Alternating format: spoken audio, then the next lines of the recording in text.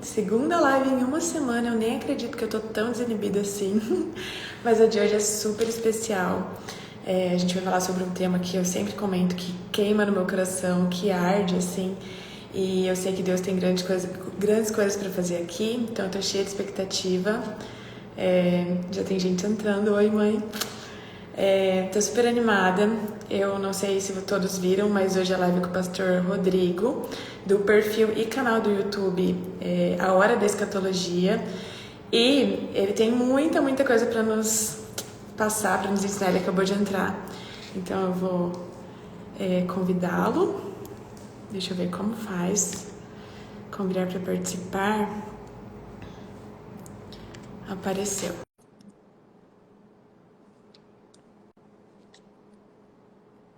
Oi, Oi, Letícia, boa noite, tudo tudo bem? bem? Tava vendo que você estava aí cumprimentando seu público, falando com eles. Pode ir falando aí, que eu vou Já convidando mais gente. estava. Prazer em conhecê-lo pessoalmente. Prazer todo meu. Rafael tá por aí também, não? Tá, já entrou. É? Depois fala com ele para aparecer aí no vídeo também. Vou Tô falar. seguindo, já tô seguindo ele lá. Ah, Ó, muito legal. boa noite, prazer é todo meu poder estar aqui dividindo a tela com você. Eu acompanho aí as lives que vocês fazem, é muito boa. Esse tema da escatologia é extremamente importante. Espero ser útil. Aí, o Rafael já deu um oi aí, ó. Eu espero ser útil a vocês nessa noite. Escatologia é o tema da minha vida.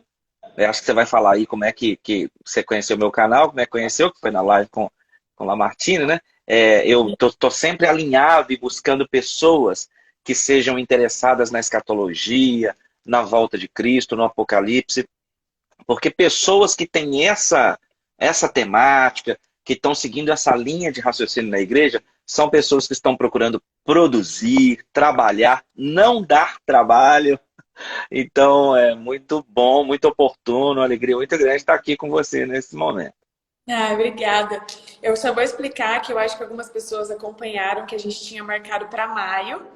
E aí, devido a toda a mudança de casa, gravidez, mudança de trabalho, a gente precisou adiar, né? O pastor foi super compreensivo, a gente adiou sem data definida. E aí que na semana, há umas 3 semanas, eu falei, não, agora tá tudo tranquilo, vamos marcar. De repente, lançamos uma agência e aí as coisas viraram um turbilhão de novo, mas eu tenho certeza que Deus tem um propósito com tudo isso, que essa live foi preparada por Ele e que as pessoas vão ser abençoadas através do seu conhecimento, através daquilo que a gente pode dividir. Então, tô super feliz, animada. Quero te deixar bem à vontade para conduzir a live, então vou pedir que se apresente e depois, se quiser, posso contar como foi meu contato com a escatologia, enfim. Claro, muito bem. Então, o pessoal que está aí, que é do lado da Letícia, é o seguinte: ah, eu sou professor de escatologia e apocalipse há 15 anos. Escatologia é o estudo do fim dos tempos, o estudo do apocalipse, né? O estudo das profecias bíblicas. Estudo o tema há 20 anos, sou pastor há 12, meu ministério se chama Preparando a Noiva. E tenho feito aí muitas lives sobre a volta de Cristo, sobre a escatologia. Tenho sempre chamado a atenção de que é o momento de estudar essas coisas, é a hora de estudar essas coisas. Mas quando eu falo assim, por exemplo, do tempo que eu já estou dando aula e tal, é para poder explicar para o pessoal que eu não comecei na pandemia. Porque isso às vezes é importante dizer, porque muita gente apareceu falando. Inclusive, tem a questão, por exemplo, das linhas de interpretação, os vários posicionamentos escatológicos. Então surgiram muitas pessoas na pandemia falando de um monte de coisa junto, embolado. Por conta dessas questões, eu já tinha um canal no YouTube, aí eu fui gravando mais lives e separando os conteúdos assim, para tentar ficar o mais didático possível, porque nós sabemos que às vezes a pessoa tem um primeiro contato de repente com o Apocalipse, ela se apavora, por exemplo. O cara vai lá e abre o livro do Apocalipse dizendo que tem uma besta que sobe do mar. Primeira impressão é que o Godzilla existe, então vai ter um Godzilla no fim dos tempos, não Ah, é? Então, é um momento assim de falar do tema, mas de falar estudando o tema, né? Fazendo uma abordagem assim bem bíblica e ao mesmo tempo isso pode parecer uma redundância, mas ao falar de Apocalipse, a abordagem é bíblica, nem sempre. Às vezes a abordagem do Apocalipse ela é hollywoodiana, tem muita exato. gente que fala de Apocalipse baseado nos filmes, num roteiro assim muito ficcional.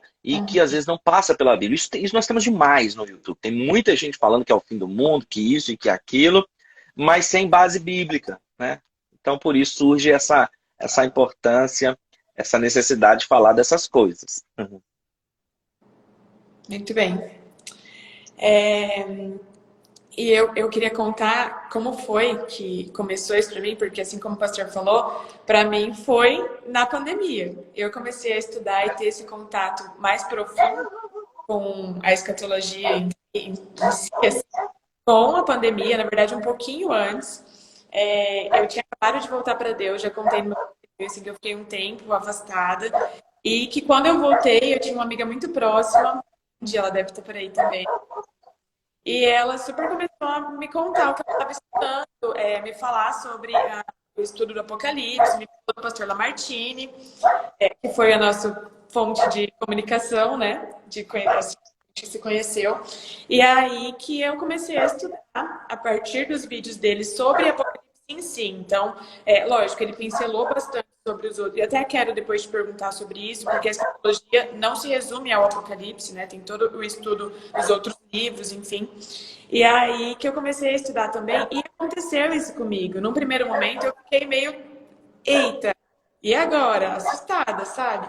Só que muito rápido já aconteceu de eu entender que Deus está despertando para isso, para esse tempo que a gente está vivendo, e que essas informações, que tudo que ele já deixou escrito, tudo que está aqui na Bíblia, tem um cunho profético, mas assim, tem um cunho de nos alertar sobre como a gente tem que viver a nossa vida agora. Que não é simplesmente algo que vai acontecer lá no futuro, né?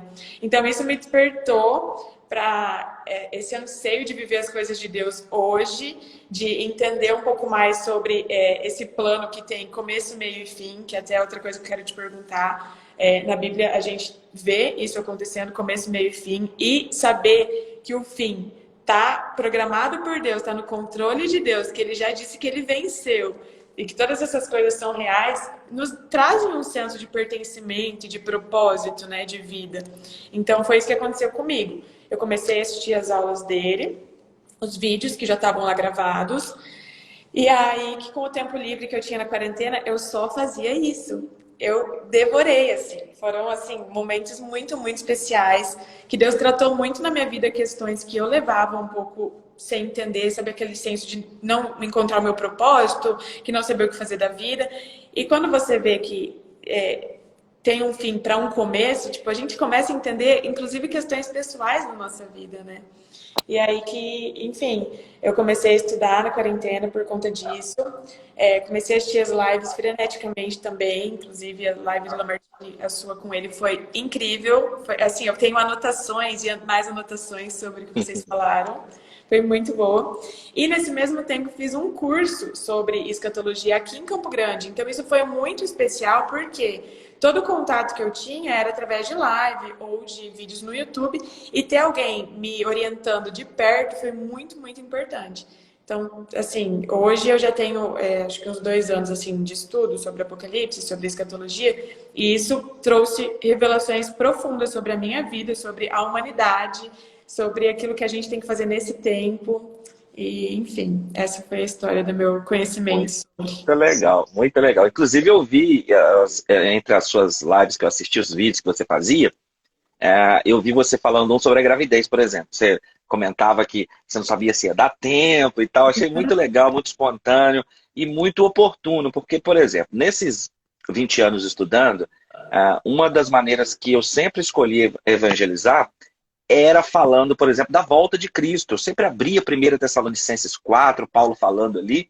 E tem muita gente que pensa assim, não, para novo convertido você não pode falar de Apocalipse e tal. Eu estou no grupo que defende, tem que falar sim. O cara tem contato com a Bíblia, contato com o Evangelho, você precisa falar que Jesus vai voltar. Porque Paulo, escrevendo a Tito, no capítulo 2, versículo 13, ele diz que a volta de Cristo é a bem-aventurada esperança cristã. Né? Olha que coisa, que palavra forte, a bem-aventurada esperança cristã. Escrevendo aos Romanos, ele disse, e também falando com os Coríntios, com os crentes que estavam na cidade de Corinto, ele disse que se nós esperarmos a Cristo só para esta vida, somos os mais miseráveis dos homens. Isso é muito forte. Isso eu me lembro até do C.S. Lewis, não sei se é um autor que está próximo de você. O C.S. Lewis é o cara que escreveu, para quem está nos assistindo aí, é o cara que escreveu as Crônicas de Nárnia, né? E ele foi um grande ateu. Ele foi um grande ateu e ele se converte então e começa a escrever de um jeito que quem não era da igreja pudesse entender. E aí eu estou citando Lewis porque ele tem uma frase muito bacana que ele diz, olha, eu comecei a experimentar de tudo e vi que nada nessa vida me satisfazia. Eu só pude concluir que eu não fui feito para esse lugar, né? É Fui muito feito para um isso. outro mundo, né? É muito forte. Então, quando você fala, e aí já te ouvi, já te assisti falando, de ter voltado para Deus nesse momento da pandemia, a pandemia teve esse. Para muitas pessoas, elas se afastaram da igreja, e outras se aproximaram com muita força, com desejo de aprender Bíblia, de conhecer. Isso aí que você falou, fazer curso, aprofundar na teologia, querer saber o que é Apocalipse, o que é escatologia, se o mundo vai acabar, se o mundo vai acabar, e como é que é esse negócio. Então, o Apocalipse, a escatologia, ele tem esse poder evangelístico, sim, que muita gente não sabe, muitas igrejas não sabem. Por exemplo, com essa questão das lives, aquilo que a gente às vezes falava aqui nas igrejas locais, nos seminários, aquilo abriu para o povo todo. Inclusive, nós temos abordado temas nas lives, como você viu, na live com Lamartine foram duas. Uma sobre o arrebatamento e outra sobre a tribulação. A da tribulação, eu acho que todo mundo tinha que assistir, porque ficou extremamente evangelística. O tema até é Operação Tribulação. Então, muitas pessoas assistindo essas lives começaram a dizer assim, puxa vida, mas na igreja não falava-se disso, e na igreja não falava e tal, e aquela coisa toda. É porque é um assunto que realmente requer estudo. Olha, você falando que já está estudando há 2 anos. Isso não é pouca coisa.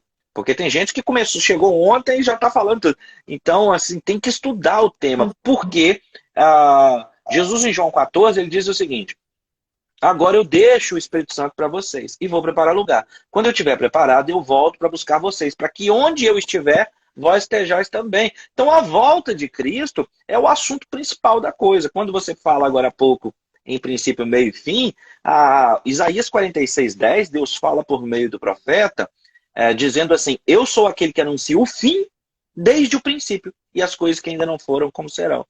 Isso tudo é muito potente, é muito poderoso. O estudo da escatologia, eu já estou me antecipando, respondendo algumas perguntas que você falou agora, que iria fazer, que aí eu já te devolvo a palavra agora e a gente vai caminhando aí. Então, a escatologia, ela estuda o Apocalipse, mas primeiro, os profetas, chamados profetas maiores e menores, que é Daniel, Zacarias, Ezequiel, os profetas do Antigo Testamento. E esses profetas falaram, por exemplo, de nações que ainda não existiam, falaram de reis muito antes deles nascerem, deles surgirem. Já havia falado de uma série de questões que a ciência e a física vieram comprovar depois, ainda que é sempre importante dizer que a Bíblia não é um livro de ciência, porém ela se antecipou à ciência sim, mas ela não é um livro de ciência, sua linguagem, portanto, não é científica. A Bíblia não é um livro de arqueologia ou de história, mas ela se antecipou à história e à arqueologia, mas não está preocupada em ter uma linguagem arqueológica, histórica ou mesmo científica, porque a linguagem da Bíblia é soteriológica. Na teologia, o estudo da soteriologia é a doutrina da salvação. Então, vou passar a bola para você. Não, e eu achei muito interessante isso de você trazer também, porque realmente é um tema que requer muito estudo. Essa questão de chegar hoje e já falar o que aprendeu, o que sentiu, enfim. O livro do Apocalipse, principalmente, é um livro cheio de simbologia, como a gente sabe na época que João estava na ilha de Patmos, estava sendo perseguido pelos romanos. Então, tem toda uma questão que havia uma tentativa de cercar esse conteúdo de tão precioso que ele era para que os cristãos pudessem entender e que não fosse perdido no tempo. Então, realmente é algo que quando você lê de cara, você não entende muito bem. Eu mesma, quando eu li a primeira vez, eu não entendi nada. Eu precisei assistir vídeo e entender, assim, com muita oração mesmo, entender o que é que o Espírito Santo queria revelar com aquelas coisas, porque são simbologias e figuras de linguagem, todas essas formas de se expressar e que João usou, que não são de tão fácil acesso e que também estavam restritas à época que ele vivia, né? Tem muita coisa disso, não sei se o pastor concorda com isso. Tem muita coisa que ele falou, aquilo que ele via, e que hoje a gente tem que trazer um pouco desse balanço do que é que a gente tem nos dias de hoje para poder interpretar. Perfeito, é isso aí. Porque na teologia, na hermenêutica, a hermenêutica é a interpretação da Bíblia, nós costumamos dizer o seguinte, para poder pregar hoje, nós temos que primeiro compreender o lá e então. O que é o lá e então? Quando João vai desatar os selos lá, ou quando o anjo apresenta para ele o livro selado com 7 selos, ele começa a chorar. Porque afinal de contas o cordeiro foi morto e ele diz, quem que vai poder desatar agora? E por que que João está nessa simbologia chorando desse jeito? Naquele costume, naquele tempo, naquela época, em havendo o caso de que alguém faleceu e tivesse herança, o seu testamento era selado com um selo de cada uma das 7 testemunhas. Então, para romper cada um dos 7 selos e poder ir lendo, então, esse testamento, só o herdeiro legítimo poderia fazer. E quem é que era o herdeiro legítimo, já que o cordeiro estava morto? Mas aí o anjo fala, chora não, João, eis que o cordeiro de Deus, a raiz de Davi, o leão da tribo, ele ressuscitou, e ele é digno. Então João se alegra, porque, poxa, ele não tem herdeiro, mas ele ressuscitou, então ele pode desatar o selo. Então isso, além de haver uma simbologia aqui nos selos, há também uma contextualização para a sua época. A Bíblia vai ter isso o tempo todo. A Bíblia vai ter isso o tempo todo. Uma série de expressões, de coisas que nós não conseguimos entender hoje, é porque primeiro nós precisamos compreender o sentido para a época. Quando você fala de proteger essa mensagem do Apocalipse, por exemplo, João está com medo do Império Romano, destruir essa palavra de Deus, então ele vai utilizar essa expressão besta para império, tudo que ele vai cercar e proteger essa mensagem é incomum para quem era de fora da comunidade cristã, mas quem era de dentro sabia decifrar. Como que sabia decifrar? Porque aquelas pessoas estavam familiarizadas, por exemplo, com os profetas, porque Jesus falou o tempo inteiro, olha, a lei e os profetas testificaram de mim. Então eu sempre chamo a atenção que não existe interpretar Apocalipse sem a lei e os profetas. Porque quando Jesus vai aparecer no capítulo 1, com aquela figura sacerdotal toda, cabelos brancos como a neve, olhos como chama de fogo, isso está remetendo ao Antigo Testamento, aquele personagem do sacerdócio lá do Antigo Testamento. Então o Apocalipse inteiro está numa riqueza de detalhes do Antigo, inclusive tem uma expressão dentro da teologia que nós utilizamos de Agostinho de Hipona, que é o seguinte, o Novo Testamento está oculto no Velho, e o Velho está revelado no Novo. Você interpreta um à luz do outro, é sempre assim. E quando você faz isso, as escrituras se abrem. Impressionante. Essas expressões dessa besta que sobe do mar, da besta que sobe da terra e outras coisas mais, elas vão aparecer em Daniel. Então, quando você, ou aquela comunidade já conhecia Daniel, eles tinham a maneira de decifrar aquele código e aquela simbologia de que o João está trazendo toda e que está fechada para os romanos e para quem era de fora da igreja. Por exemplo, a simbologia das 7 igrejas. Tudo que Jesus vai falando com João para confrontar as 7 igrejas eram questões históricas que eles viviam. A igreja de Laodiceia, que marca o nosso tempo, ele diz, olha, você não é fria e nem quente, você é morna, e por conta disso eu estou a ponto de vomitar-te da minha boca. Quando ele diz isso, ele está falando para aquele povo, e aquele povo daquela época está entendendo muito bem. A cidade não tinha água potável, ela vinha por dutos. Quando ela chegava na cidade, ela chegava morna. Quando as pessoas tomavam aquela água morna, elas davam ânsia de vômito. Não sei se aí, vocês estão no Mato Grosso, não é isso? Campo Grande? Estou. Então, aqui em Juiz de Fora, Minas Gerais, o povo tem uma mania de dizer que quando você vai engordando muito, ficando assim meio barrigudo, que se você tomar todo dia de manhã água morna em jejum, a barriga some. Uns falam, isso é simpatia, pastor, misericórdia. Mas você sabe que lá atrás, eu era muito magrinho, de repente eu comecei a engordar, aí eu falei assim, vou fazer esse negócio para acabar com a barriga. E aí fui tomar água morna de manhã. Você sabe que quando a água morna bate no estômago vazio, a sensação, com licença aí da expressão que eu vou fazer agora, gente, quando a água morna bate no estômago, a sua sensação é assim, dá uma ânsia de vômito. Não sei se alguém que está assistindo já teve essa experiência. Então, quando Jesus diz para a igreja de Laodiceia, em Apocalipse capítulo 3, você não é fria nem quente, mas é morna, por isso eu estou a ponto de vomitar. Eles sabem muito bem de que Jesus está falando, que eles estão bebendo água morna todo dia. Então isso é uma maneira de demonstrar como que é preciso compreender a mensagem do lá e então para poder interpretar não só o Apocalipse, como a Bíblia toda, mas principalmente o Apocalipse. Tem que entender aquela mensagem daquele momento, porque ele falou aquelas expressões, né? Então isso mostra que a questão de ser obreiro aprovado, de 2 Timóteo 2,15, que diz, procura apresentar-te a Deus como obreiro aprovado, que não tem do que se envergonhar, que maneja bem a palavra da verdade. Então veja, não manusear bem a palavra da verdade é motivo de vergonha. Então é preciso estudar, é preciso conhecer, afinal de contas, qual que é a passagem central da Bíblia? João 3,16, que diz que Deus amou o mundo de tal maneira que deu seu Filho unigênito para que todo aquele que nele crê não pereça, mas tenha vida eterna. Se é a carta de amor de Deus para nós, por que é que nós não estamos lendo essa carta de amor? Por que nós não estamos estudando, buscando compreender as mensagens que ali estão codificadas? Ó, bola para você. Não, é exatamente isso, porque a partir do estudo do Apocalipse também eu fui despertada para isso, porque não tem como você ficar restrita só a isso aqui. Para entender, tem que fazer todo esse panorama bíblico mesmo. Tem que começar do começo, entender por que foi criado, como foi criado, para chegar aqui no final e entender como vai ser recriado, restituído, redimido tudo, né? Porque assim, até quando a gente vê alguns outros versículos que a gente consegue aplicar na nossa vida, consegue aplicar no que a gente entende hoje como a criação espera pela redenção, ou nem os olhos viram, nem ouviram aquilo que Deus preparou para aqueles que amam. Tá falando disso aqui, tá falando do final, da redenção, tá falando do que ainda vai acontecer. Então, como que a gente vai ficar restrito a apenas aquele versículo sem entender, tipo, o contexto, sem entender que tem mais, né? E isso gerou também em mim uma curiosidade que, não digo que é uma curiosidade por si só, mas esse senso de responsabilidade mesmo de estudar o todo. Porque eu não posso me apegar a algum ou outro versículo para dizer que essa é a palavra de Deus, né? Então, isso também eu entendo e percebo que me deu esse sentimento de eu preciso saber mais, eu não posso... Até quando eu fiquei muito afoita no começo de querer dividir com todo mundo que eu estava aprendendo.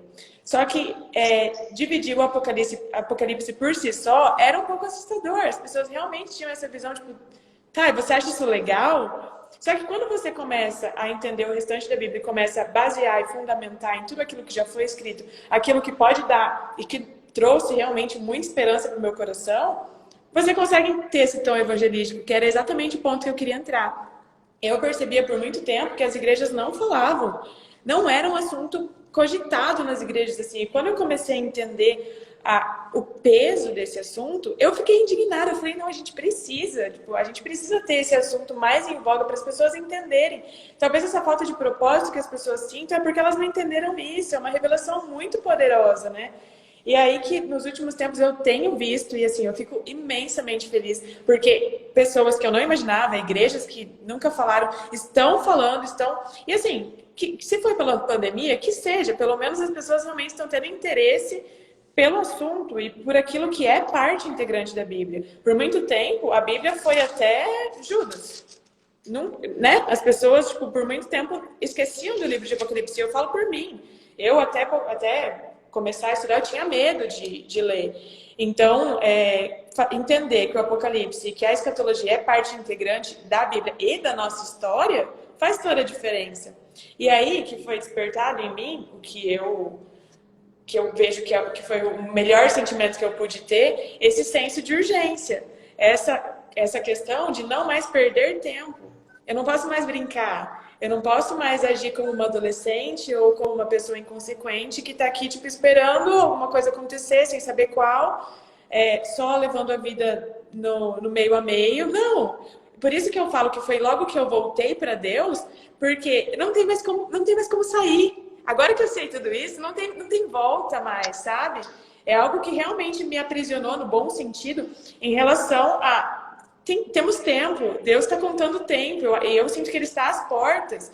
Então, aprender, estudar e hoje ter a oportunidade de novo de passar isso para frente, porque eu sinto que Deus tem me chamado para isso também, sabe? Me levantado assim para falar sobre isso, porque eu me entendo talvez como uma evangelista, e eu não vou ficar restrita ao evangelho, ao simples evangelho, sabe, da graça. Eu quero falar disso aqui também, porque isso aqui faz parte do evangelho. A gente não tinha essa noção, eu não tinha essa noção, mas isso aqui tem um cunho evangelístico, sim. As pessoas têm condições, igual as meninas falaram agora, bonitinhas, que foram despertadas para isso também, porque realmente, quando você consegue entender que isso é o fim, mas é o começo, e que tem esperança, e que está tudo na mão de Deus, e que o controle está na mão dele, pronto, é isso. Você consegue viver de forma mais tranquila, mais plena, mais feliz, mais responsável, principalmente.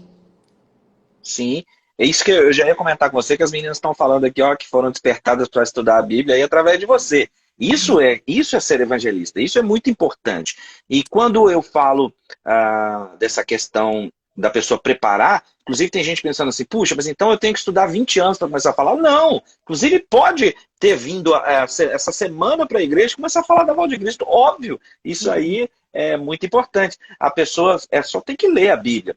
Agora, é isso mesmo, e eu creio, e do jeito que você está falando, eu creio que Deus está despertando as pessoas, como está despertando aí você, as outras pessoas, para falarem da volta de Cristo, nos seus contextos sociais, na sua área de alcance, porque, por exemplo, por que que o Apocalipse é tão temido quando você diz que alguém pergunta, poxa, acha isso legal? É porque a visão que as pessoas têm do Apocalipse é a visão hollywoodiana. É o filme Armagedon lá do Bruce Willis, vai explodir, vai acabar tudo. É o filme lá 2012. Então a visão que as pessoas têm é a visão hollywoodiana e não a visão bíblica. Por que é que eu falo isso? Primeiro que a palavra Apocalipse significa revelação. Ela vai vir de duas palavras que, traduzindo aqui para nós, vai significar tirar das sombras. Por isso que é revelação. Então já começa aí, não tem espanto. Apesar de trazer juízos descritos no Apocalipse, ele é muito mais do que juízo. Por exemplo, no Éden, nós perdemos o acesso à árvore da vida. No Apocalipse 22, nós recuperamos o acesso à árvore da vida.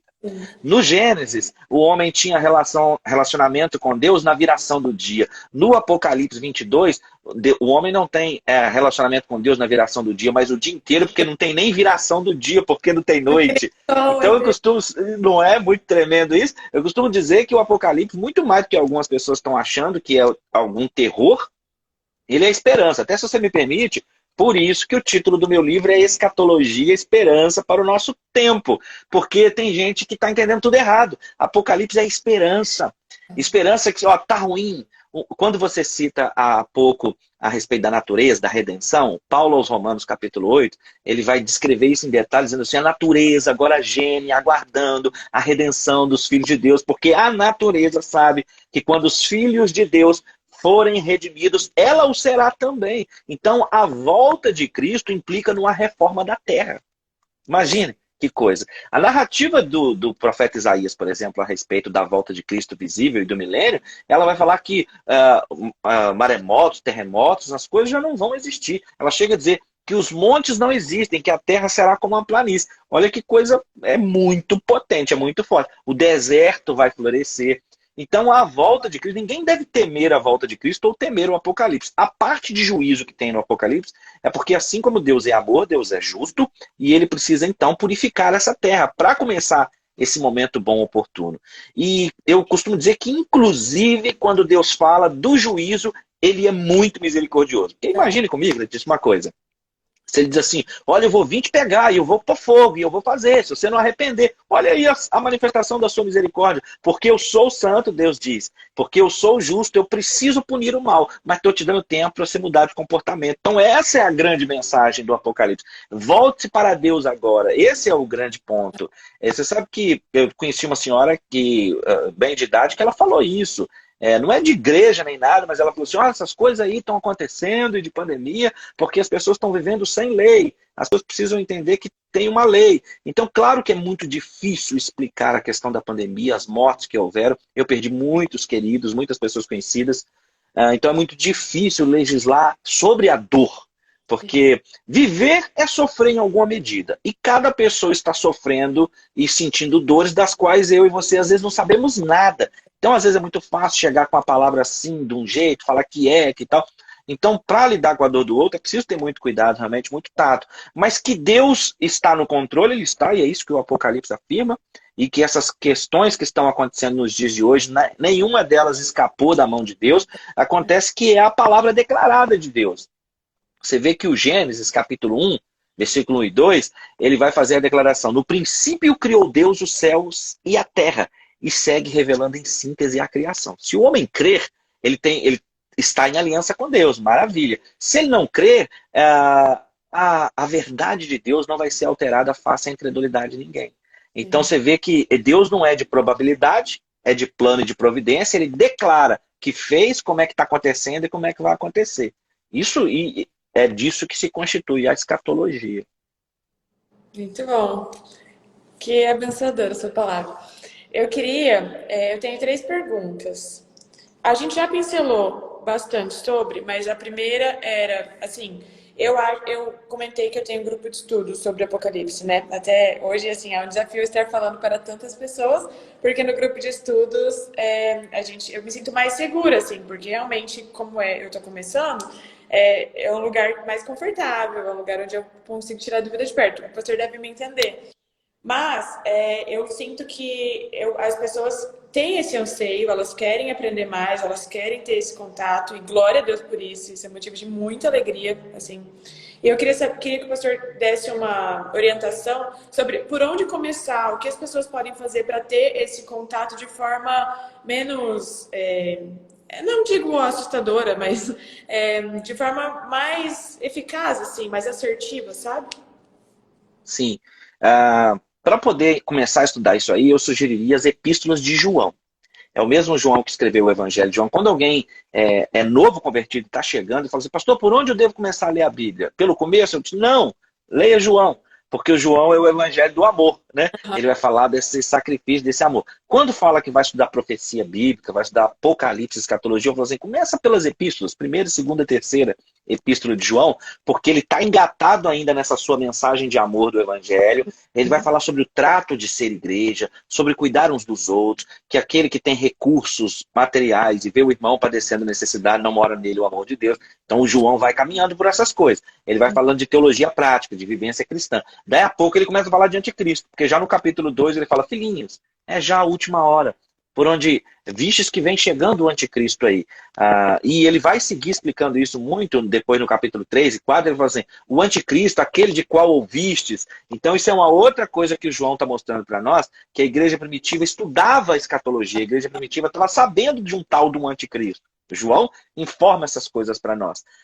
Então eu sugeriria começar pelas epístolas de João. Estudar Só para quem Pedro, porque tá bem no final, ali um pouquinho antes de Apocalipse, né? São os últimos quatro ou cinco ali. Exatamente. Se viermos andando ali, vai vir Apocalipse, Judas, aí vai encontrar as epístolas de João e de Pedro, porque o Pedro também é muito escatológico. O Pedro conta lá, de uma maneira cronológica, de anjos que estão presos no abismo para o período do Apocalipse, por exemplo. Ele vai dizer que nos últimos dias surgirão pastores, mestres, teólogos que estão mercadejando a igreja. Então é uma mensagem muito atual. As cartas, o Pedro, por exemplo, ele ajuda tanto que a 1 Pedro 3 ele vai dizer assim, olha, nos últimos dias muitos vão chegar dizendo assim, onde é que está a promessa de que Jesus vai vir? Desde que os primeiros pais morreram, que fala que Jesus vai vir e vai voltar, e ele não voltou nada. O Pedro disse isso. Aí ele mesmo responde dizendo, olha, ele não está sendo tardio ou se esqueceu, como alguns pensam, mas está sendo longânimo, não querendo que ninguém se perca, mas que todos sejam salvos. Então eu costumo, baseado nessa palavra, até dizer assim, irmão, sabe por que é que Jesus não voltou ainda? Porque você ainda não arrependeu daquele pecado de ontem. Não é? É muito isso. Então é muito evangelístico o tempo todo, é muito evangelístico o tempo todo. Até essa questão, esses dias eu participei de um grupo de estudos de umas meninas muito maravilhosas que estão lendo a Bíblia inteira. E aí que eu tava pincelando algumas coisas do panorama bíblico, assim, e entrei um pouquinho no Apocalipse. E aí que uma delas, muito sensível, assim, falou, eu não consigo acreditar que Jesus vai voltar e que Deus vai deixar que as pessoas que não conheceram ele entrem fiquem e entrem em juízo, enfim. E aí que, por exemplo, a gente entrou num pouco de missões, assim, e aí que eu falei pra ela, eu também não consigo acreditar, porque a gente tem relatos de muçulmanos, tem relatos de pessoas que não têm acesso mesmo à palavra que Jesus está aparecendo. E que ele tem se revelado, e que, assim, ele não vai deixar por deixar. Que não é assim, vem, se não quer, não quer. Ele tá indo atrás, ele tá se revelando. O Espírito Santo tem tocado lugares que a gente nem imagina. Coisas têm acontecido com pessoas em lugares, situações que também a gente não tem acesso, mas que ainda assim é nosso papel, como nosso objetivo principal de vida, o ID, de evangelizar e de trazer mais pessoas para Jesus. Mas que não ia ficar por isso, que não era uma coisa assim, tanto faz, quer vir, vem, que não quer, não vem. Não, que até o último tempo, e é por isso que o tempo está sendo tão esticado, como Pedro mesmo dizia, porque ele está sendo paciente, ele está sendo amoroso, ele está sendo bondoso por compaixão, por misericórdia nossa. É isso aí. Você sabe, ele diz que a escatologia tem tudo a ver com missões. Você falou em missões, aí eu fui coordenador de missões aqui na região durante um tempo. Eu costumo dizer, baseado em Apocalipse capítulo 7, que Deus é um Deus missionário. Porque ele diz que no período de juízo, ele vai salvar um povo tão numeroso de toda tribo, língua, povo e nação. Uhum. Isso dentro do período de juízo. É porque, infelizmente, a humanidade parece que quando está tudo... Isso remonta, por exemplo, a Ezequiel. Assim como há 2.500 anos atrás, o povo de Israel estava para sofrer o juízo, e nós, em representação, estamos aqui, a humanidade está para viver esse juízo do Apocalipse, o povo estava prosperando, estava indo bem. Por conta disso, eles rejeitavam as palavras dos profetas, as palavras de juízo. Então, para eles, o fato de que se estavam prosperando era sinônimo de que Deus estava com eles, o que é um grande erro, porque às vezes prosperar não tem nada a ver com isso. Prosperar é você trabalhar, vocês aí criaram a sua agência, olha que bacana, é você avançar. Tem gente que fala assim, puxa, mas como é que eu faço para enriquecer, para isso e aquilo? A pessoa precisa trabalhar, precisa estudar, precisa ter boas ideias, tornar-se empreendedor, etc. e tal. E contar com a bênção de Deus, claro. Agora, uma coisa não é sinônima da outra. Isso é Uhum. muito bacana. Então, missões está extremamente conectado com escatologia, com o Apocalipse, porque no Apocalipse nós vemos, claro que, guardadas aqui as questões de polêmica, essa questão do arrebatamento e das pessoas perguntarem, mas Deus vai deixar as pessoas para o juízo? De qualquer forma, independente daquelas pessoas que estão nos assistindo, independente da linha escatológica que elas sigam, se é arrebatamento antes, se é no meio, se é depois, o arrebatamento não encerra o assunto da salvação. Esse é um ponto assim muito importante. Independente do que a pessoa crê, se Jesus vai arrebatar antes, no meio ou depois, o arrebatamento não encerra o assunto da salvação. A única coisa que encerra o assunto da salvação seria a pessoa blasfemar contra o Espírito Santo ou aceitar a marca da besta. São as duas únicas, os dois únicos momentos que o Apocalipse, que a Bíblia vai dizer que a pessoa poderia perder a salvação. Então, ainda que alguém experimente o tempo de juízo, ele ainda pode alcançar salvação em Deus, porque haverá uma evangelização mundial nesse período, né? Sim. E até tem uma parte dos juízos que ele interrompe, né? Que tem uma pausa para realmente dar um respiro para as pessoas falarem, tá, e aí? Vamos? Vamos de novo? Entenderam? Então é realmente de Deus de missões até o final. Eu que estou conduzindo no final das contas, mas pode ficar à vontade se quiser falar alguma coisa extra que eu estou propondo aqui. Mas eu queria que a gente falasse um pouco, então, já que a gente entrou nesse ponto mesmo, sobre o tempo que a gente está vivendo, sobre as questões, assim, que foi também muito relevante para que eu pudesse me aproximar ainda mais das questões por ver o Apocalipse em 3D, assim, já de certa forma, por tudo que a gente está vivendo. Mas na questão política, geopolítica, Israel, que é uma figura muito importante nesse cenário escatológico, e os sinais proféticos. Se puder dar uma pinceladinha, eu sei que é bastante coisa, mas... Sim. E você conduza mesmo, fique de olho no relógio. Na verdade, eu estou aqui com a disposição para te servir. Então, se você disser assim, pastor, tem que parar agora, acaba aí que tem. Tranquilo, não tem problema não. Você Tá manda bom. aí o que você falar, tá tranquilo. Com relação ao tempo, essa pergunta aí é topíssima, porque é o seguinte: conhecer o tempo profético é um apelo de Paulo, por exemplo, aos Efésios. Ele diz assim, desperta, ó tu que dormes, levanta de entre os mortos e Cristo te iluminará. Vede prudentemente como andais, não como loucos, mas como sábios, remindo o tempo, administrando o tempo, porque os dias são maus. Olha que palavra do Paulo. Então, conhecer o tempo profético, ele depois fala isso com os romanos, fala isso aos coríntios. Então, é tarefa da igreja conhecer o tempo profético. Perceba que Jesus, em Lucas, chora diante de Jerusalém. E diz, Jerusalém, Jerusalém, quantas vezes eu quis ajuntar-te como uma galinha junta os pintinhos, e vós não quiseste. Eu te enviei profetas e você os matou. Em verdade vos digo que vocês não me verão de novo, até que digam Baruch Rababa Shem Adonai, até que vocês digam bendito que vem em nome do Senhor. E por que Jesus chora? Porque nas profecias do Antigo Testamento havia dito quando era o momento que ele ia aparecer. Isso é outra coisa assim, muito fascinante, que é o estudo do livro do profeta Daniel e das suas 70 semanas. É um assunto mais complexo, eu vou tentar falar ele muito rápido e sem complicar, mas só para os irmãos entenderem assim melhor. O Gabriel, anjo, fala para Daniel que 483 anos, que equivalem a 69 semanas de anos, depois da ordem para restaurar e edificar Jerusalém, o Messias iria aparecer. Quando é que essa ordem foi dada? Em Neemias capítulo 2. Então, contado 483 anos, que na cultura, aí chamando a atenção para aquilo que você disse no início, Aham. semanas de anos, pastor, pode ser uma expressão incomum para nós, que estamos aqui no Brasil, mas para aquele povo bíblico, a expressão semana de anos, equivalendo a 7 anos, era comum à sua cultura. Por Uhum. isso, compreender a cultura bíblica para interpretar a Bíblia. Então, 483 anos depois da ordem para restaurar Jerusalém, que foi dada por Artaxerxes, em Neemias capítulo 2, o Messias apareceria e seria morto.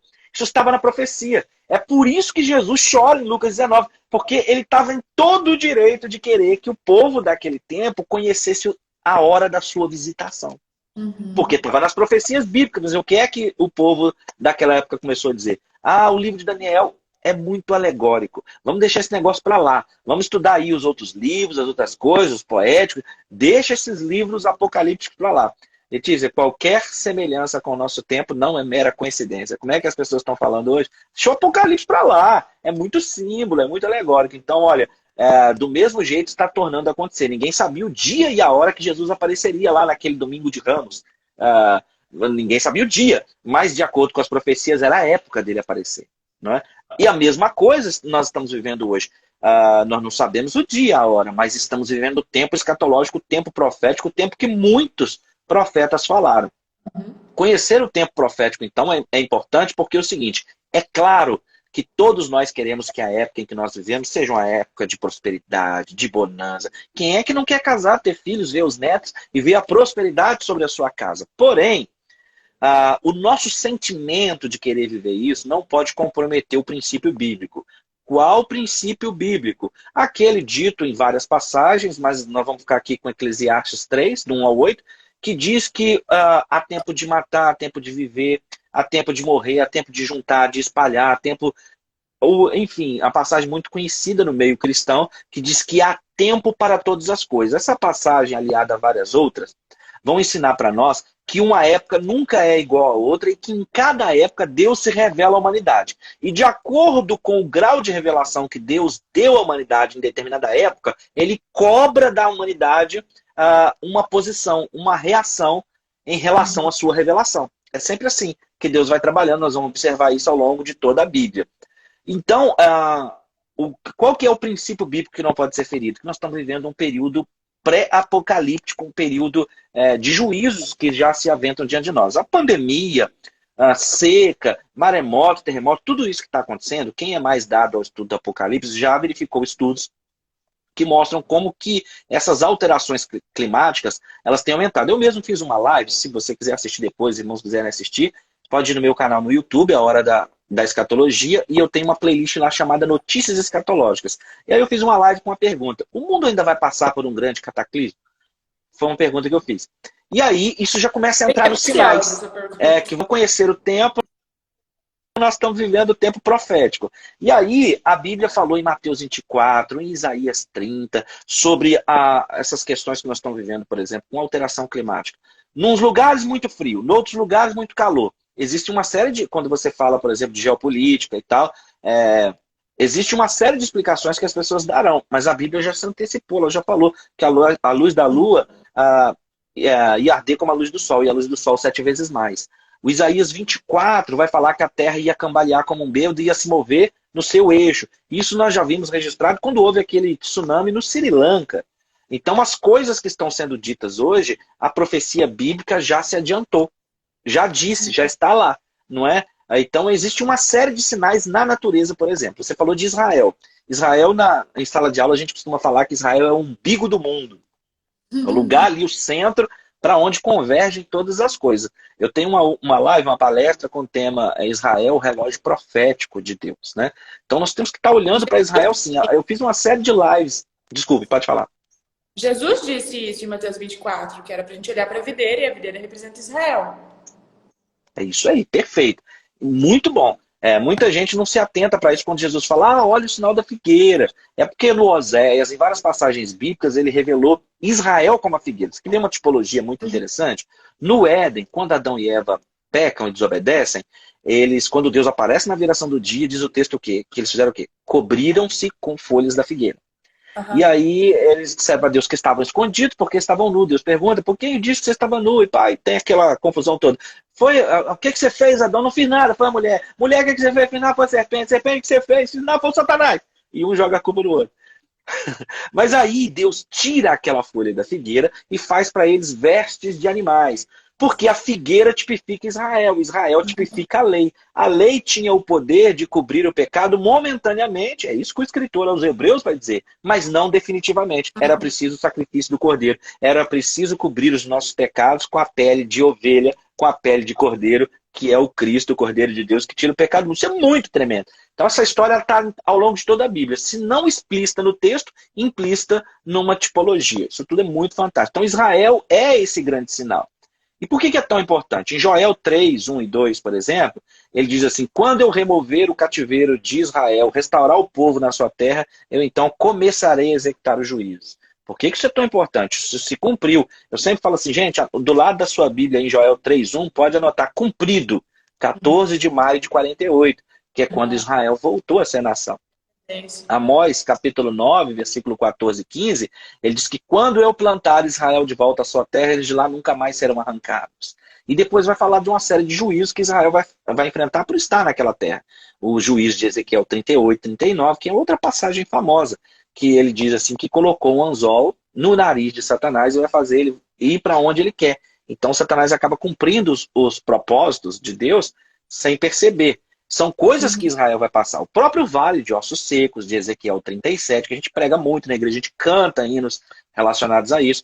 Primeiro, a mensagem de Ezequiel 37 é a respeito de Israel, para depois nós fazermos aplicações para a nossa vida, para a nossa igreja. Primeiro, uma mensagem a respeito de Israel. Né? Estou falando muito. Não, é exatamente isso. Esse ponto eu queria entrar porque ele é muito importante para que a gente possa entender mesmo esse tempo. Existem ainda outros sinais, né, que a gente percebe, como apostasia, tudo isso que é muito relevante também, que a gente pode encarar como sinais desse tempo já, como na época de Noé, né, todas essas coisas são que a gente pode observar que tem acontecido. Se a gente for olhar friamente, a gente já pode ir dando uns checks, assim, né? E isso eu acho muito relevante. Por quê? Por que é interessante aprender e estudar tudo isso? Porque você enxerga o mundo de uma outra maneira. Não é mais a mesma coisa assim, que legal, agora Israel voltou a ser nação. Tipo, olha lá, Israel voltou a ser nação. Você dá outra ênfase pro que acontece no mundo. Então, tipo, eu não assisto mais jornal ou até filmes e até séries. Eu não assisto mais com uma visão de telespectadora. Legal, é assim, olha lá o que está acontecendo. Olha como isso é um sinal. E não só sinal para o fim, mas sinal para cumprimento de profecia, sinal para alinhamento do que ainda vai acontecer. Essa questão de Israel, tipo, eu não sei se o pastor acompanhou, mas tem muitos judeus israelitas que estão voltando para Israel nesse momento. Voltando, assim, em grande escala. Então, também já é mais um fator que a gente pode olhar e observar como sendo Israel florescendo, tudo que tem acontecido desde de que ele virou nação de novo. Tipo, tudo isso é muito pertinente. As perseguições e os times se formando. Daí a gente entra bastante em uma área mais, talvez até meio incerta, que não dá para bater o martelo, mas muitas das coisas que a gente tem visto acontecer são coisas que, para mim, já revelam o que está escrito na Bíblia. Tá certíssimo, perfeito. Inclusive, quando você fala dessa questão do florescimento, Isaías 35 vai dizer que o deserto ia florescer. Israel hoje exporta rosas, só perde na exportação de laranja para nós aqui, faz nascer alface no deserto. Então, assim, é muito tremendo. Mas é a tecnologia que eles desenvolveram. E quem deu a eles essa sabedoria para a tecnologia, se não Deus em cumprimento a sua palavra do retorno? E uma coisa, assim, muito importante também, a queda e a restauração de Israel é um assunto tão amplamente discutido na Bíblia, que só mesmo assim, quem não está lendo, que não se atenta para isso. Porque isso vai aparecer nos profetas todos. Jesus vai falar, Paulo vai dizer em Romanos 11, por acaso Deus rejeitou o seu povo? Não. Aí ele vai, é muito tremendo, porque ele vai dizer o seguinte, ao longo do capítulo, se a rejeição de Israel, em parte, resultou em salvação para os gentios, muito mais a sua conversão vai resultar em ressurreição dos mortos, fazendo uma referência à volta de Cristo, quando os mortos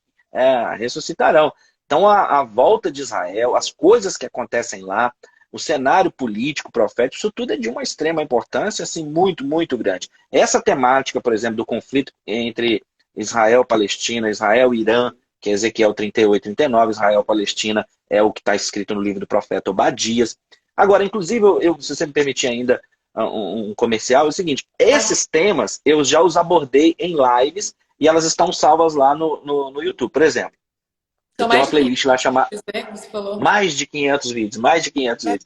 Eu tenho lá uma playlist chamada Israel na Profecia. Aí lá você vai encontrar um vídeo. Conflito Israel-Palestina. Aí eu vou explicar isso em Obadias, no profeta Obadias. O problema é que às vezes nós falamos em Obadias na igreja, os irmãos perguntam, Obadias, quem é que é o Obadias? É o irmão? Então, tipo assim, o pessoal não sabe que é livro da Bíblia, mas, tipo, normal, mas tudo bem. Então, estou discutindo ali as questões que aconteceram em Nínive, as profecias de Jonas. Tem uma outra live onde eu estou falando sobre o conflito com o Irã, com o Líbano. Uma live inteira sobre Ezequiel 38, 39. Então, tá lá e gratuitamente. E uma marca que o pessoal que sempre tem dito, tem gostado, eu vou aproveitar o seu público para dizer isso, é que eu tenho sempre, quando alguém me manda uma pergunta, tipo assim, alguém perguntou lá no início da live aí se as 10 virgens representam a igreja. Eu sempre respondo primeiro com uma pergunta. Eu falo assim, o que dizem as escrituras? Minha tônica é sempre essa. O que dizem as escrituras? Não é eu acho, eu queria que fosse, porque isso volta um pouco naquilo que eu te falei agora há pouco. Os nossos sentimentos não podem comprometer o princípio bíblico que a Bíblia diz. Então, o texto bíblico, a interpretação bíblica, ela não depende do eu acho. É o que o texto diz. A gente tem que ir sempre. A Bíblia é o manual de fé, é a regra de fé do cristão. Então, a pessoa precisa sempre se pautar pela Bíblia. Eu tenho mais agora em relação à interpretação. Muito do que isso já entra na nossa visão, que eu vou ter que entrar, sobre a interpretação dos textos serem feitos de diferentes formas. Tem textos que foram escritos para a igreja, tem textos que foram escritos para gentios, tem textos que foram escritos para judeus. E isso é relevante para a nossa interpretação também. Perfeito, muito bem, parabéns. Ó. Isso é matéria de prova. Brinco com os irmãos assim, quando acontece esse tipo de pergunta, assim, por exemplo, é muito importante. Vários textos bíblicos foram escritos somente para Israel. Vários textos bíblicos foram escritos somente para a igreja. E vários textos bíblicos foram escritos para os gentios. Paulo vai dizer isso aos Coríntios quando ele vai dizer, vai separar isso em três povos. Ou melhor dizendo, não é que Deus tenha dois povos. Tipo assim, Deus tem dois povos. Deus tem um povo Israel e um povo igreja. Deus só tem um povo, mas ele tem um plano profético para Israel e ele tem um plano profético para a igreja. Então haverão textos que realmente são só para Israel. Por exemplo, Mateus 24. Nós estamos nos utilizando aqui hoje do texto de Mateus 24 para falar do fim dos tempos. Porque Jesus, nesse seu sermão de Mateus 24 a respeito dos fins dos tempos, ele falava com Israel, para Israel a respeito dos últimos dias. Porque Então, a igreja como não se... existia ainda. Exatamente, muito bem, ó, parabéns. A igreja não existia ainda. E Israel é o grande sinal. Por isso que Jesus falou assim: olhem para o sinal da figueira. Então eu estou falando, Jesus está falando nesse momento com o Israel, esses sinais acontecerão em relação a Israel, mas o mundo poderá se orientar por aquilo que está acontecendo com Israel. Você falou outra coisa assim, importantíssima que a pessoa precisa saber para ler o sermão de Jesus para entender o Apocalipse. Naquele momento que Jesus está falando em Mateus 24, a igreja não existe ainda. Uai, pastor, como assim? Permita-me o meu mineirês aqui, o meu uai. Né? Então, quando ele diz aquelas questões, inclusive quando ele vai falar da igreja, ele diz assim, as portas do inferno não prevalecerão contra a minha igreja. Eu edificarei a minha igreja. É sempre no tempo futuro. Porque apesar de que a igreja é plano de Deus desde a fundação do mundo, ela só é inaugurada em Pentecostes, com a descida do Espírito Santo. Então, nos evangelhos, Jesus está tratando com Israel. Tanto é que vem Jesus pelo caminho. A mulher fala, vamos lá curar minha filha. Não posso, mulher, eu não vim senão para as ovelhas perdidas da casa de Israel. E ela insiste. E Jesus fala assim, mulher, não posso tirar o pão dos filhos para dar aos cachorrinhos. E ela diz, mas os cachorrinhos. É uma passagem muito conhecida, mas que o pessoal deveria tentar mais para ela, para aprender a interpretar a Bíblia. Mas os cachorrinhos comem da migalha que cai da mesa do seu Senhor. Ele continua na sua missão. Ele falou assim, mulher, nem Israel encontrei tamanha fé. Pode ir que já resolveu, mas ele não foi lá. Porque quem vai na mulher cananeia é a igreja, que ainda vai surgir. Jesus, naquele momento, não. Naquele momento, ele vem como cumprimento do que Zacarias falou, que ele seria transpassado, Zacarias capítulo 9, Isaías capítulo 7, Isaías capítulo 9. Então ele está em cumprimento a sua primeira missão, a sua primeira parte da mensagem, né? Até É que depois muito... Paulo fala que ele foi o apóstolo dos gentios, ele foi chamado para ser apóstolo dos gentios. Então a linguagem que ele vai utilizar E a mensagem que ele vai trazer é diferente, é para outro grupo de pessoas, para outro entendimento, que é o que eu digo lá no grupo de estudos, que é o que a gente pode aplicar até hoje na nossa vida, porque nós estamos vivendo esse tempo. Perfeito. A própria saudação, isso também ajuda. Essas minúcias são muito importantes. Até ali, a saudação era como Shalom, que é paz. A saudação judaica, a saudação do povo hebreu, a saudação de Israel. Quando Paulo se torna, então, um apóstolo de gentios, como é que são a saudação de Paulo quando ele está falando com a igreja, quando ele está falando com Israel? Graça e paz. Porque a paz é aos judeus, ao povo de Israel, a graça é a salvação estendida, então, a todo aquele que crê. Então, olha como é que tudo isso vai ajudar para poder compreender realmente a mensagem. Isso aí que você falou, assim, é meio caminho andado. Saber que tem Bíblia, parte da Bíblia que é para a igreja, que tem parte que é para Israel, e tem parte que é para os gentios, que são o julgamento das nações, por exemplo, né? Agora, ainda que a igreja não existia no Antigo Testamento e ali nos Evangelhos, é claro que existem inferências, questões de que ele deu a entender, quando ele vai falar, por exemplo, da igreja do tempo futuro. Então, isso aí é tudo muito importante. Eu penso que uma coisa extremamente importante é a pessoa aprender a interpretar a Bíblia. Se você me permite também, eu tenho uma playlist inteira lá no canal só sobre hermenêutica. Para o pessoal que está em casa, quando a gente começa assim a estudar, a aprender a interpretar a Bíblia, você vai lidar com duas palavrinhas gregas, que é hermenêutica e exegese. Hermenêutica significa a interpretação da Bíblia, traduzindo assim. A exegese significa extrair o sentido do texto. Então, a hermenêutica é o conjunto de regras pelo qual você fará a exegese, que é extrair o que o texto realmente quis dizer. E aí lá nessa playlist eu vou detalhar isso muito. Como que faz a exegese, como que é o processo, de onde veio realmente essa palavra, como que a gente utiliza, por exemplo, eu mostro aqui no vídeo, eu abro o Novo Testamento grego, e aí eu mostro o texto no grego, o interlinear, a tradução, e do jeito que a gente tem na Bíblia hoje. Vou mostrando, aí vai aparecer palavras que nós não conhecemos.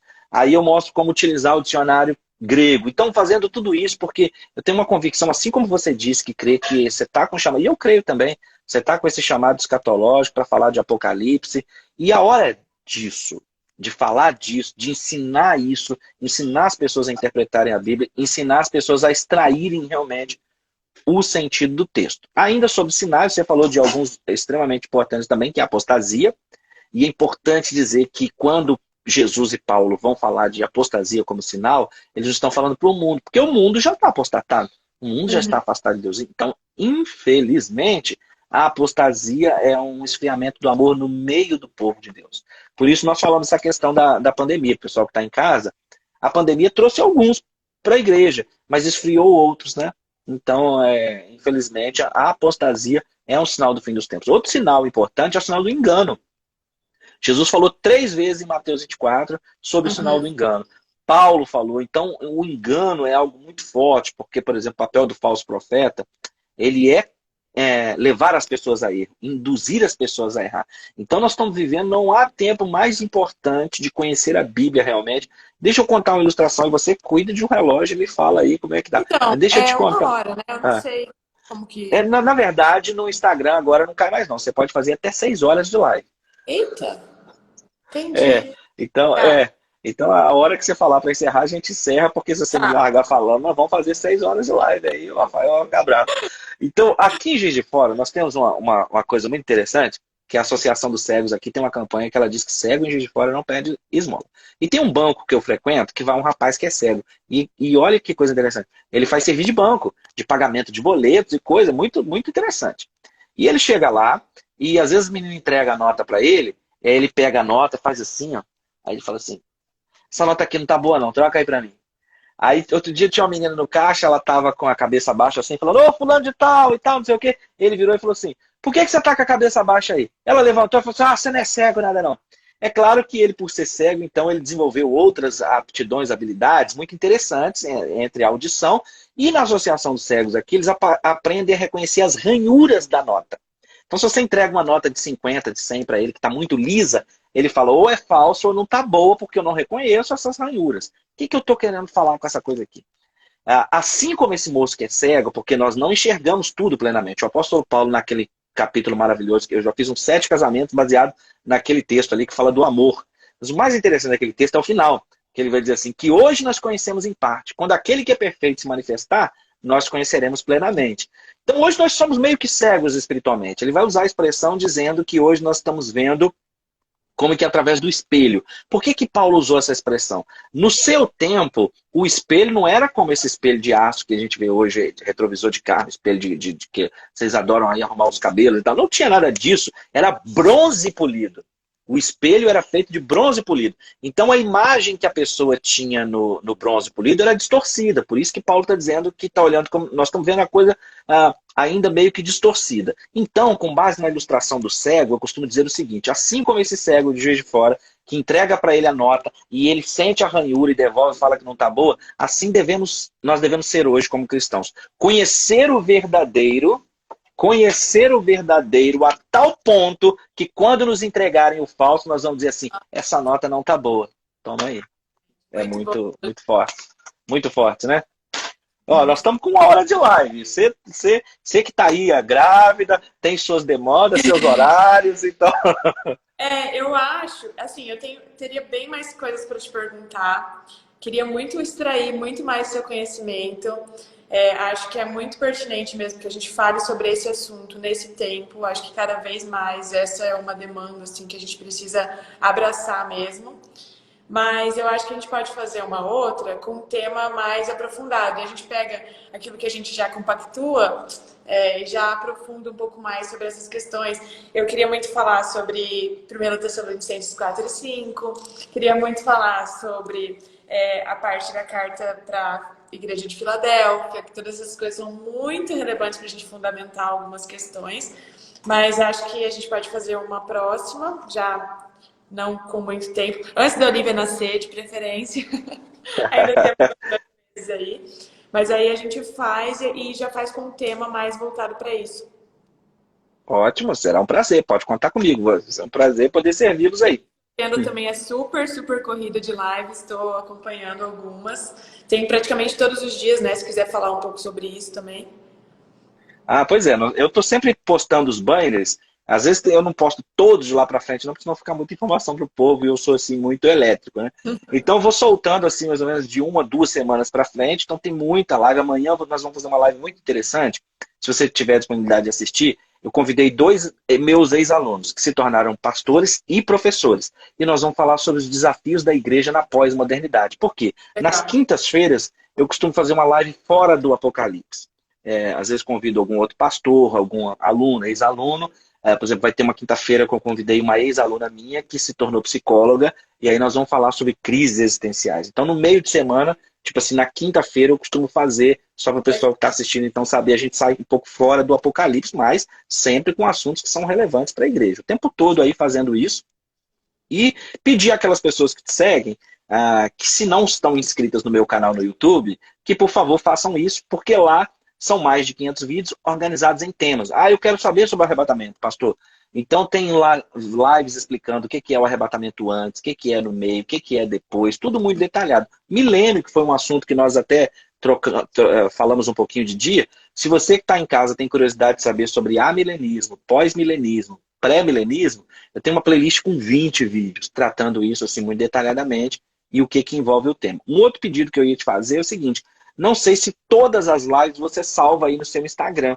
Eu ia te pedir... ótimo. Porque aí depois você salvando, eu tenho como baixar ela para poder postar lá no YouTube. Inclusive, com todas as lives que eu faço, costuma acontecer o seguinte: a gente tem um número de pessoas assistindo o Instagram, porque na verdade esse horário das 21 ele é bem disputado. Então, às vezes a gente faz aqui, joga lá no YouTube, aí depois o número de pessoas que assistem no YouTube é muito maior do que o número de pessoas que assistem no Instagram, por exemplo. Cadê o Rafael? Tá por aí? Tá conversando aqui. Só dá um oi. Fala, pastor, tudo bem? E aí, cara, prazerzão ver vocês dois. Eu acompanho. Sempre que eu vejo que vocês estão online lá, outro dia eu vi vocês dois contando. Inclusive, vocês podiam falar da agência aí do negócio, como é que é, porque eu entrei numa live, eu dei um oi, mas vocês nem me viram. Falei, me ignoraram lá. Aí eu vi vocês falando alguma coisa. Eu vi vocês contando, aí você para falar. A gente acabou nem olhando ali para baixo, né? Mas... Eu imaginei. Eu vi que aí ela falava, aí você falava, vocês contando. Foi muito legal de ver. E aí conta, como é que é esse negócio? Porque eu tô interessado em saber também. A gente começou, na verdade, isso partiu da minha mudança de trabalho. Eu mudei completamente de área nesse ano, assim, foi muito por direcionamento de Deus mesmo. Eu sou formada em Direito, o Rafa também. E aí que a gente começou a sentir necessidade, e até uma coisa curiosa, até por disponibilizar o nosso tempo para as coisas de Deus, porque a gente sente que vai ter mais disponibilidade a gente pode trabalhar em qualquer lugar, pode fazer de qualquer lugar, então a gente não se prende muito. E a gente tem uma agência de marketing digital, só para quem não sabe. A gente começou na semana passada. E, assim, é um trabalho que tem nos enchido os olhos mesmo por poder levantar outras pessoas através das redes sociais com propósito, fazer com que elas coloquem para fora também tudo aquilo que Deus colocou dentro dela. A gente acredita muito nisso. E a demanda maior foi por essa necessidade mesmo de fazer com que o nosso tempo seja otimizado. E por mais que a gente está vivendo aí no período de e correria. também a gente entende que a nossa agência é uma empresa do reino, né? Então a gente acredita muito que nós criamos ela com um propósito, sabe? E a gente está abraçado muito nisso. Justamente por conta dessa ideia que nós temos algo para fazer nas vidas das pessoas, das empresas das pessoas, pessoal, enfim. Foi isso. Eu acredito nisso. Eu acredito que o versículo que você tem lá no seu Instagram, Rafael, é Romanos 11:36, é isso? Se não me falha. Pois é, o versículo já apresenta você e apresenta essa ideia de vocês, essa mentalidade. Isso é muito legal. Você ia falar, pode falar. Não, foi isso que aconteceu, assim, foi um direcionamento de Deus a gente mudou muita coisa em pouco tempo, a gente tem só 2 anos e pouquinho de relacionamento, mas assim... Isso já foi namoro, noivado, casamento, Olivia... Agora, novo trabalho, Deus tem apresentado e tem entregado muitas coisas nas nossas mãos, isso é muito, muito bom e um motivo de muita responsabilidade, assim, a gente é muito grato e também muito pé no chão nas coisas que Deus tem nos concedido. E a gente entende que esse tempo também é tempo da gente viver isso que Deus fez, isso que Deus nos mostrou, e levantar pessoas, fazer com que elas possam aproveitar esse espaço de fala para falar aquilo que Deus quer que elas, sabe, aquele chamado, aquela questão de tipo, se você foi chamado para isso, então vamos aproveitar o seu potencial, vamos até o final. Acho que é mais ou menos isso. Muito bom. E como é que é o arroba da agência aí para o pessoal seguir? Esse merchan. Viva Mídia _. Viva, daí escreve mídia com E. Isso. Beleza. Mas é Porque isso. depois o povo vai ver isso no YouTube lá. E aí eles vão com certeza fazer contato com vocês aí. Muito legal. Olha, um prazerzão estar com vocês aí, vocês 3, né? Estão falando já aí, incluído a chegada. Então, muito, muito bom. Estou à disposição. Vocês ainda... Olha que fala legal, quando vocês falam que é uma empresa do reino. Olha que, poxa, que coisa legal. Gente que está com outra mentalidade. Você sabe que nós tínhamos falado de falar de galardão, vai ficar para outra live, claro. Mas Marcos 9:41, não é? Marcos 9:41 diz que todo aquele que der um copo de água a um dos meus servos enquanto estiver fazendo a obra, de forma nenhuma perderá o seu galardão. Hebreus 6:10 diz que Deus não é injusto para se esquecer do trabalho que vocês fazem para com os seus servos, demonstrando amor para com ele. Então, olha como é que isso tudo é muito Bíblia, é muito reino, é muito palavra de Deus. Então, prazer muito grande de falar com 2 jovens como vocês, que estão assim com esse gás, com esse fogo voltado para Deus. Assim, muito obrigado por esse espaço aqui de vocês. O prazer é nosso de ouvi-lo, maravilha. Mais o seu conhecimento aqui para o Mato Grosso do Sul, né? Para os seguidores da lei aqui. Obrigado, pastor. Maravilha. Obrigado. Podem contar comigo. A hora que você quiser, então, fazer a segunda parte da live, afunilar mais o tema, pode contar comigo, estou à disposição. Tá, agora eu já perdi o medo, agora a gente vai. Tchau, pastor. Então tá bom. Deixa eu orar para vocês, para finalizar aqui, e pelo pessoal que está assistindo. Vamos lá. Senhor Deus Todo-Poderoso, eu te louvo, te agradeço, meu Deus, por esse momento, essa oportunidade que estamos aqui falando do teu reino, falando da tua palavra. Abençoa a vida da Letícia, a vida do Rafael, seus sonhos, seu projeto, sua gravidez. Abençoa, meu Deus, as pessoas que estão assistindo essa live. Cerca o teu povo com as tuas bênçãos. Repreende, meu Deus, toda ação do maligno. E seja um muro de fogo ao redor do teu povo, livrando desse vírus, livrando de todo mal, protegendo a mente, protegendo o corpo. Em nome de Jesus. Amém. Gente, um beijo para vocês. Fiquem com Deus. Tchau, tchau, pessoal. Até mais. Tchau. Eu vou pegar a live aí no seu Instagram depois. Tá bom. Tchau, tchau. Tchau.